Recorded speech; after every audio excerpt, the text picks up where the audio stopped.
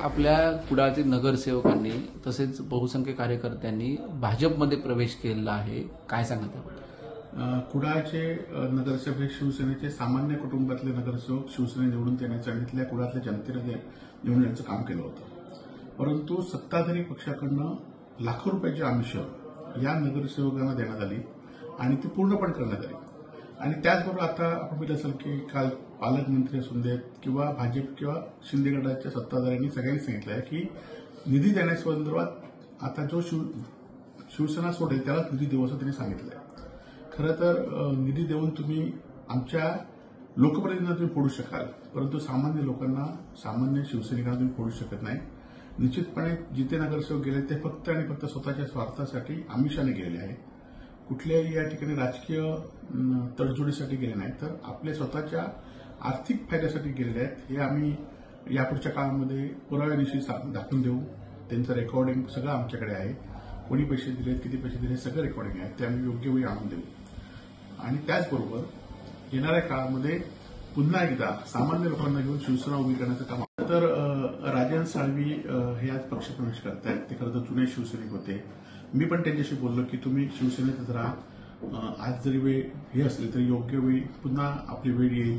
पुन्हा आपण कार्यकर्त्यांना उभं करूया. तुमच्यासारखे कार्यकर्ते फक्त सत्ता आणि पदेसाठी कधी नव्हते आणि यापुढे नसणार याची आमची खात्री आहे. परंतु त्यांनी सांगितलं की पक्षातल्या लोकांचाच माझ्यावर विश्वास नाही. मी विधान परिषदेला मतदानच केलं नाही असं पक्षातल्या काही लोकांचं म्हणणं आहे. आणि त्यांच्या भूमिका वरिष्ठांनी ऐकल्या आहेत. त्याबाबत काय निर्णय झाला याची मला माहिती नाही. परंतु राजन साळवी पक्षामध्ये राहिले पाहिजे होते. आता गेले तर तो त्यांचा प्रश्न आहे.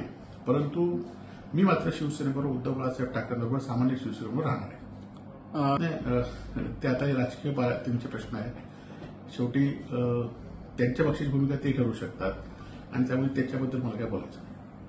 सुद्धा तुमचे वडील 20 वर्षापूर्वी पालकमंत्री होते आणि त्यावेळी त्यांनी असंच विरोधकांना संपवण्याचं काम केलं. अनेक जिल्हा परिषद नगरसेवक फोडले. निधी द्यायचा नाही म्हणून दीपक केसरकरांना डीपीडीसीच्या मिटिंगच्या बाहेर घालवण्यात आलं. परंतु ही उन्मतगिरी जास्त काळ सिंधुदुर्ग जिल्ह्यात टिकत नाही वस्तुस्थिती आहे.